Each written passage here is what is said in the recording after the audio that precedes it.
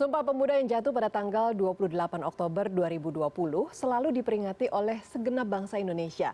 Namun demikian, apa peran pemuda memahami arti dari Sumpah Pemuda itu sendiri? Kita sudah tersambung lewat sambungan Zoom dengan Menteri Pemuda dan Olahraga Zainuddin Amali. Selamat sore Pak Zainuddin.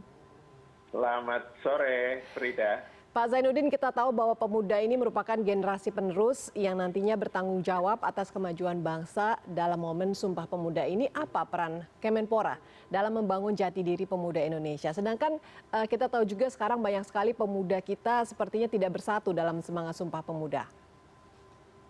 Ya, karena kesadaran itulah maka tema Hari Sumpah Pemuda ke-92 tahun 2020 ini kami buat dengan tema Bersatu dan Bangkit.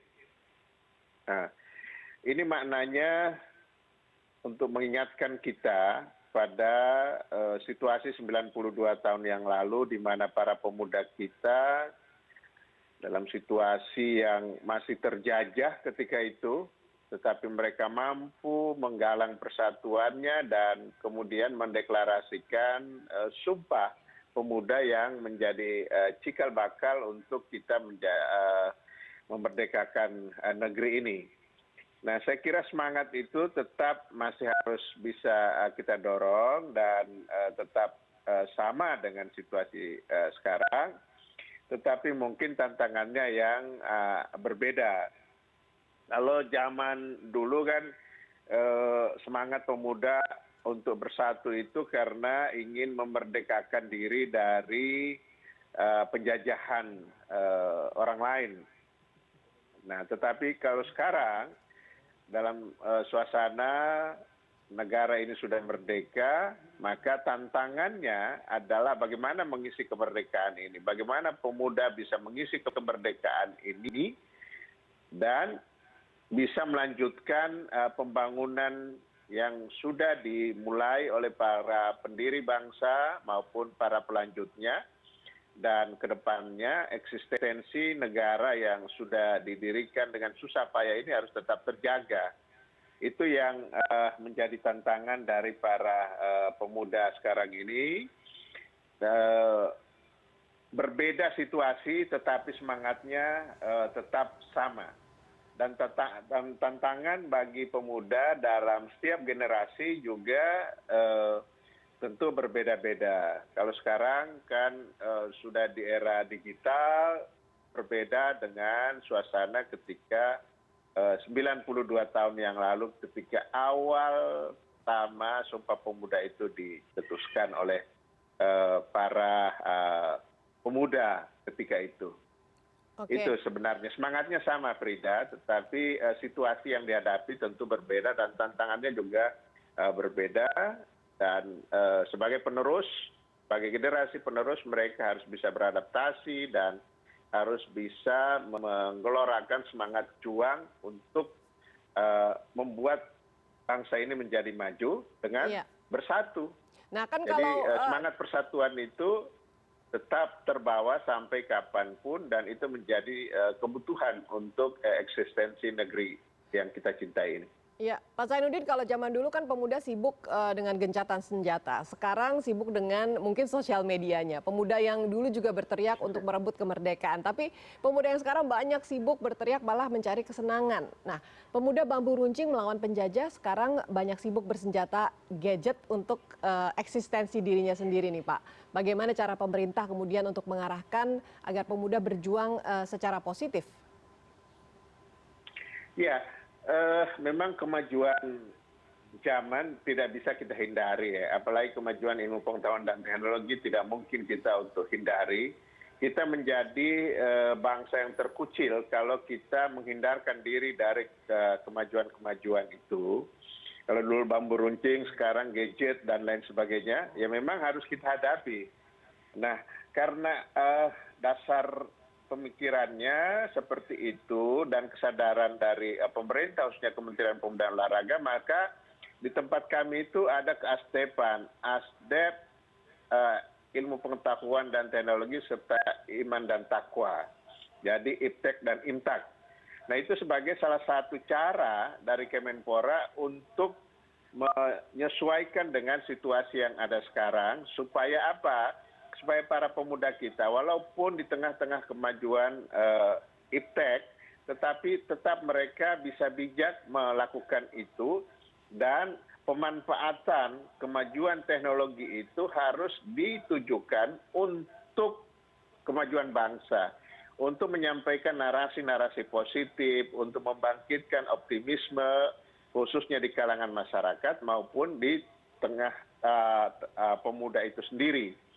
Nah, memang kalau kita tidak pandu, tidak berikan bagaimana pembelajaran atau literasi digital, maka ini bisa terjadi penyalahgunaan. Kemajuan iptek ini bisa berdampak negatif kalau kita tidak berikan panduan dan literasi yang positif terhadap penggunaan media sosial. Karena sangat mudah untuk dari positif ke negatif itu sangat mudah. Yang tadinya gunanya untuk memberi informasi, memberi kabar, untuk menjaga kekerabatan dan lain sebagainya, bisa memunculkan atau menjadi sarana untuk membuat informasi yang sesat, yang hoax dan lain sebagainya, maka itu juga akan mengganggu persatuan kita. Jadi itu Frida ya, jadi Kemenpora menjaga itu supaya tidak terganggu. Bagaimana kemudian pemuda Indonesia bisa ikut berperan aktif untuk menjadi agen penyebar toleransi dan juga perdamaian, Pak, melalui media sosial? Ya, seperti yang saya sampaikan tadi bahwa media sosial adalah hasil dari kemajuan ilmu pengetahuan dan teknologi. Nah, ilmu pengetahuan dan teknologi ini ditujukan untuk kemaslahatan masyarakat. Nah, bagaimana supaya pemuda kita bisa memberikan narasi-narasi positif, narasi-narasi toleransi, apalagi di Indonesia ini dengan background yang berbeda-beda, berbeda agama, berbeda suku, bahasa, dan lain sebagainya, maka pemuda harus berperan menyampaikan narasi-narasi positif untuk membuat supaya kita ini merasa satu bangsa.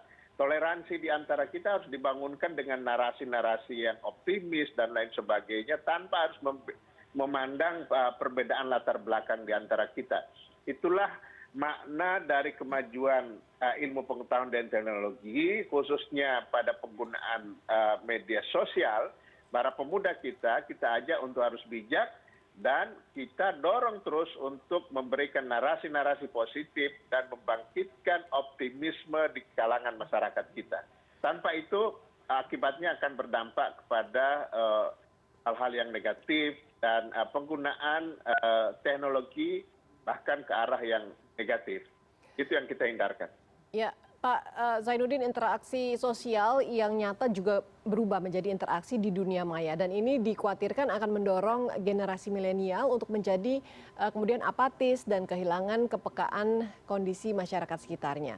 Bagaimana Kemenpora menyikapi hal ini?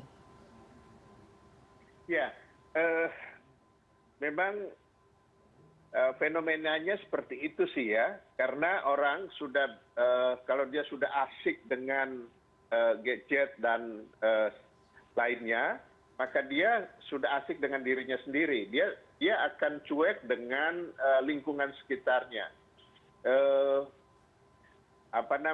Untuk kita harapkan dia supaya peduli lingkungan, peduli sekitar dan sebagainya, itu akan berkurang. Nah, apa yang dilakukan oleh Kemenpora? Kita dorong kegiatan-kegiatan, program-program yang membuat para pemuda ini bukan hanya berinteraksi sosial melalui media sosial, melalui kemajuan teknologi di bidang informasi ini, tetapi juga bertemu langsung, bertatap muka, bersilaturahim, itu juga masih menjadi bagian dari kegiatan kita. Sehingga apa? Yang kita harapkan para pemuda kita, dia tidak menjadi egois, dia harus tetap tahu dengan lingkungannya, dia bisa memahami apa yang dirasakan oleh masyarakat di sekitarnya. Nah, itu hanya bisa diketahui kalau dia berinteraksi. Nah, kalau mereka tidak berinteraksi, hanya melalui komunikasi dengan medsos dan sebagainya, pasti dia akan kurang kepekaannya. Nah, ini kita asah kepekaan para pemuda itu dengan kita melahirkan berbagai program, berbagai kegiatan supaya para pemuda bisa berinteraksi secara langsung, secara fisik. Walaupun sekarang kan sedang pandemi, itu belum bisa dilakukan. Tetapi begitu pandemi ini selesai, kita kembali normal lagi untuk melakukan interaksi itu. Dan media sosial adalah pelengkap dari komunikasi interaksi sosial di kalangan masyarakat itu. Dia tidak boleh menjadi hal yang utama, karena hal yang utama itu adalah komunikasi interaksi secara langsung antara para pemuda dengan lingkungannya dan dengan masyarakat secara umum. Nah, kemudian Pak dihadapkan dengan berbagai tantangan dan permasalahan baru bagi generasi milenial. Mungkin Pak Zainuddin bisa memberikan pesan kepada pemuda terutama berkaitan dengan momen semangat Sumpah Pemuda, Pak. Ya, tahun ini kita akan memperingati 92 tahun Sumpah Pemuda. Kepada para pemuda khususnya generasi milenial kita, supaya bisa kembali membaca sejarah, melihat apa sih yang menjadi semangat dari para pemuda kita 92 tahun yang lalu. Nah, itu yang saya harapkan supaya para pemuda, khususnya generasi milenial kita sekarang ini juga supaya paham itu. Jangan sampai generasi milenial kita buta terhadap sejarah masa lalu kita. Artinya bagaimana perjuangan-perjuangan para pendiri bangsa ini.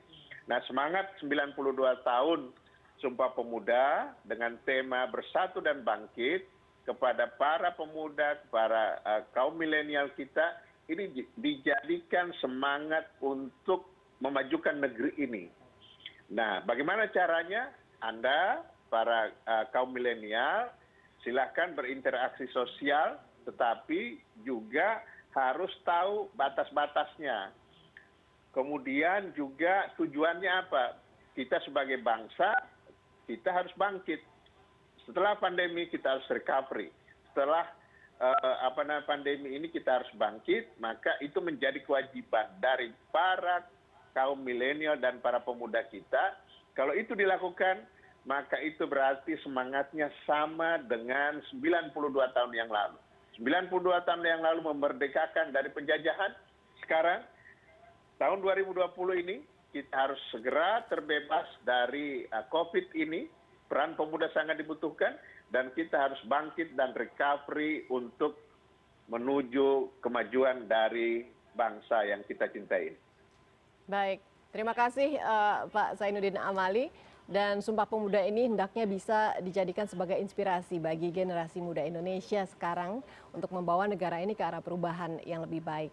Makna yang terkandung adalah bahwa peristiwa bersejarah itu mengajarkan nilai-nilai persatuan bangsa. Sumpah Pemuda membuktikan perbedaan yang dimiliki bangsa Indonesia ternyata dapat disatukan sebagai perwujudan Bhinneka Tunggal Ika yang berarti berbeda-beda namun tetap satu. Terima kasih sekali lagi Bapak Menteri Pemuda dan Olahraga Republik Indonesia Zainuddin Amali sudah bergabung dengan kami. Ya, demikianlah Right Angle kali ini. Saya Frida Litwina undur diri. Sampai jumpa.